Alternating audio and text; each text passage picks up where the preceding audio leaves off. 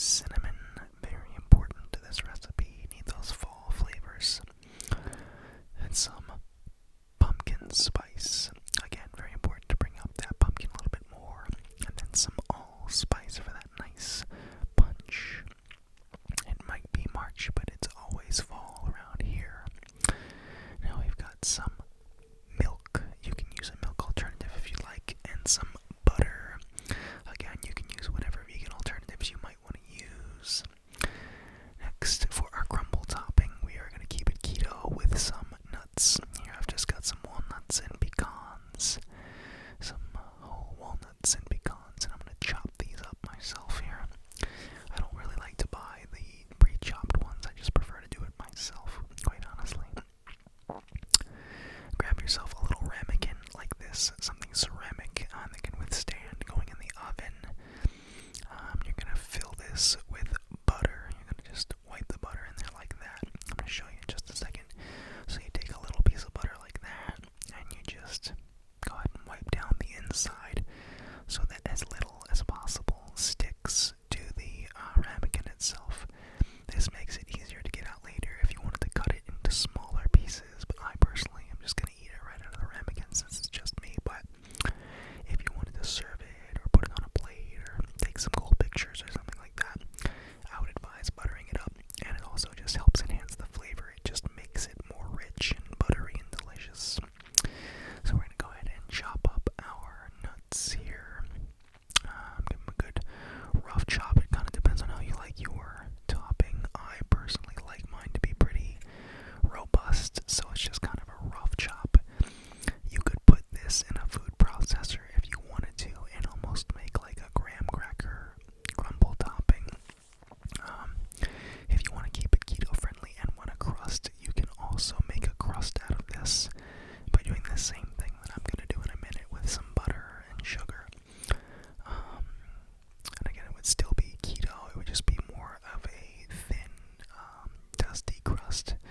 But again, I like mine to be, I like that texture, so I like the crunch, and I like the big pieces of walnuts and pecans for my crumble topping. So I'm keeping the chop pretty rough, and just be very careful not to cut yourself when doing this. It can happen really quickly if you're not paying attention. So take all of your nuts there and push them aside, or leave them there. Grab yourself a medium-sized mixing bowl. You don't need a big one. Go ahead and put about half of this can of pumpkin, maybe half to 3/4, to fit this sized ramekin that you saw there. Is what I used. Put your pumpkin in there, and then we're going to go ahead and put all of our other ingredients in here, starting with the brown sugar. Now, I don't measure anything here. I'm kind of going on instinct, basically, just really baking from the heart and kind of what I know I like. So feel free to just kind of experiment with this yourself. You want to add in some white sugar along with some brown sugar. Not too much. I know that looks like a lot. It looks like way more on camera than it actually was, but it's really not that much. Then you're going to go ahead and add in some cinnamon. Good helping of cinnamon. And your pumpkin spice and your allspice. But that's the allspice there. This is the pumpkin. You can go a little bit heavier with that.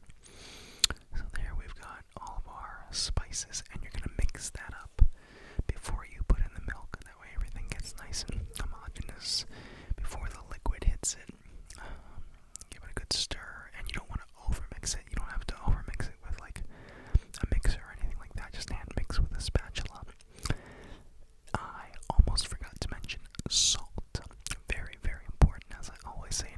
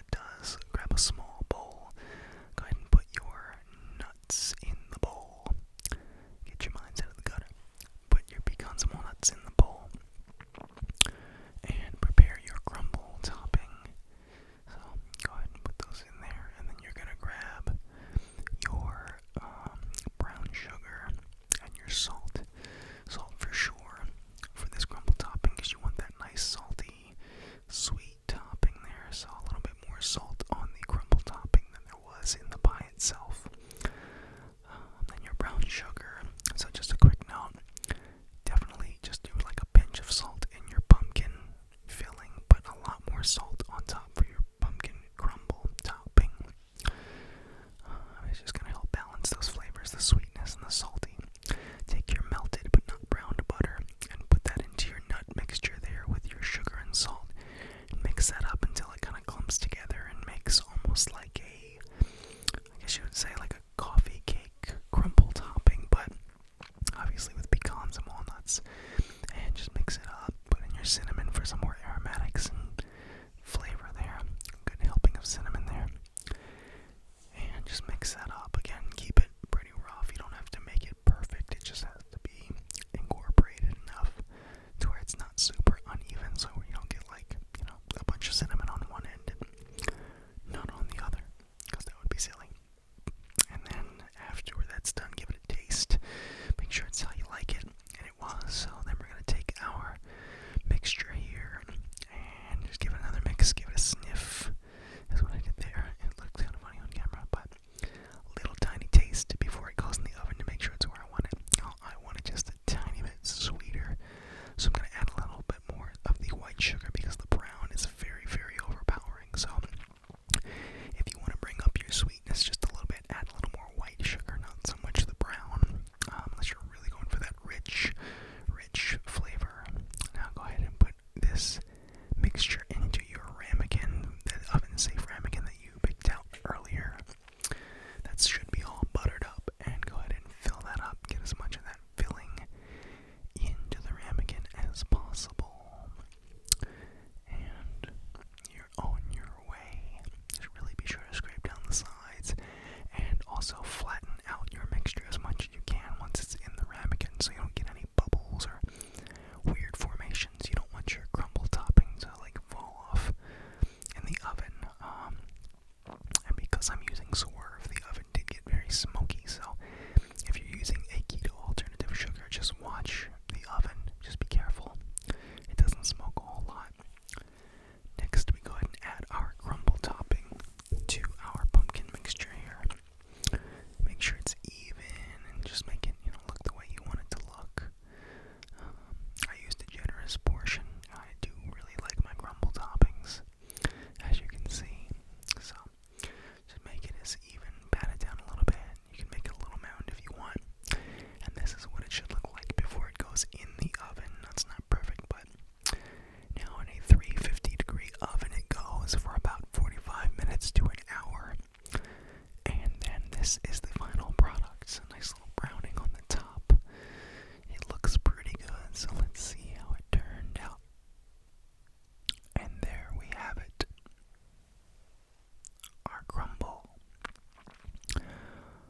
Unfortunately, and if I seem a little irritated right now, it's because I was literally on the cusp of recording, like I was getting everything set up, and I had my camera on my phone opened, so like the front camera works unless, and I keep looking over here, the front camera works unless you flip it to the forward-facing camera, the regular camera on the outside, the back side of the phone.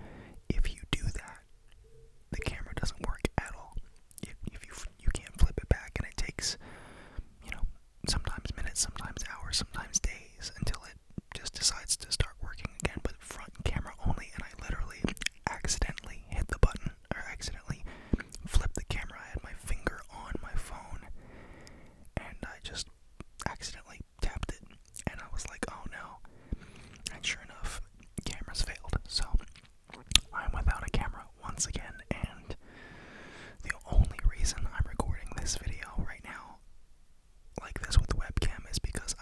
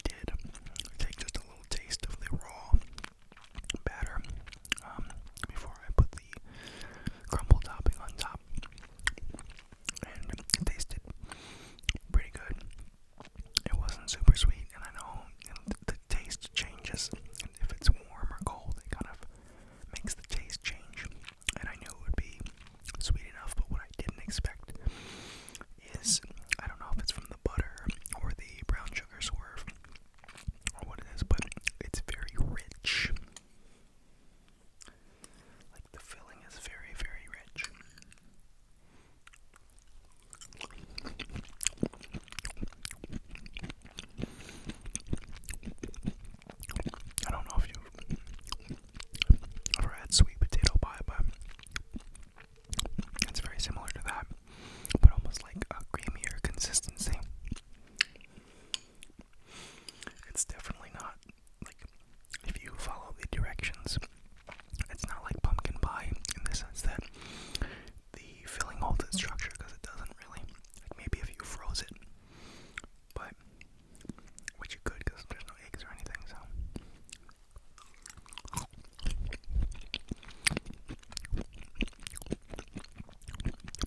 I will say, because I put salt in it, as I do all my baked goods, salt, butter, sugar, and the spices, it's like, it has that perfect balance that makes you want more.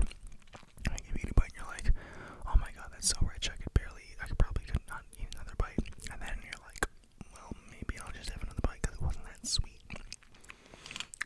So it does have that, keep coming back factor.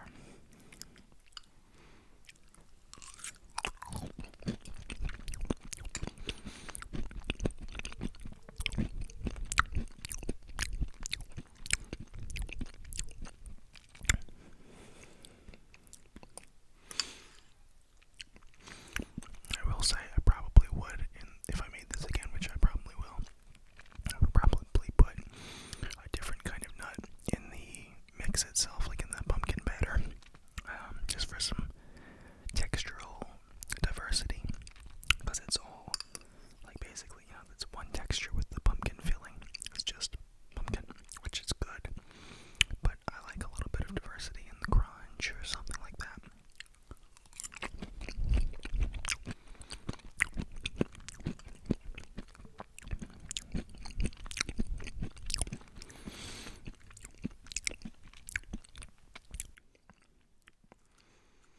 I do kind of want to save it because I'm gonna have some tomorrow, and it's a lot. It is, it is rich.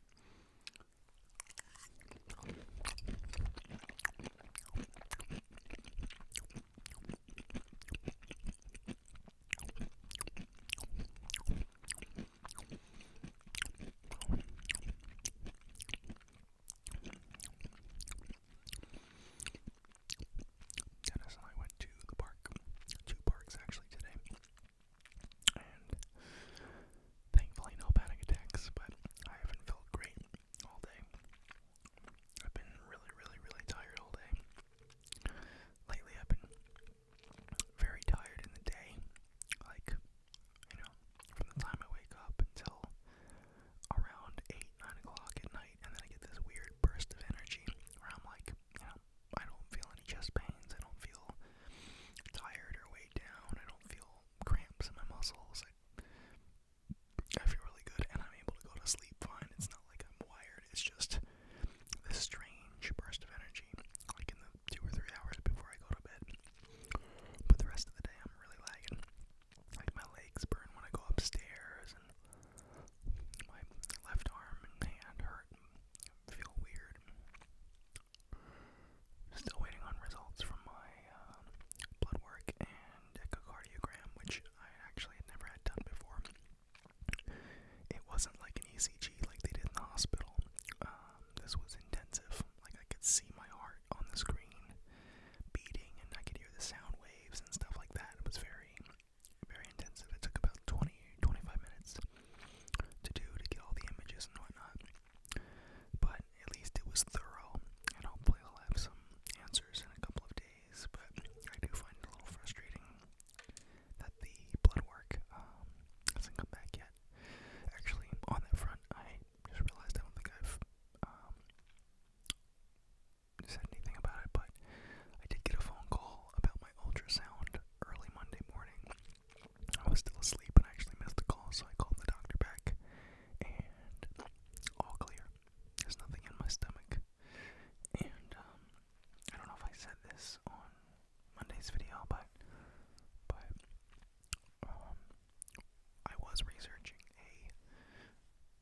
the sensation that I have in my stomach, which, by the way, is going down a lot. Like my stomach is almost back to normal, but it was like a pinching sensation, so I looked that up on Saturday, and it's very akin to this thing called anterior cutaneous nerve entrapment syndrome,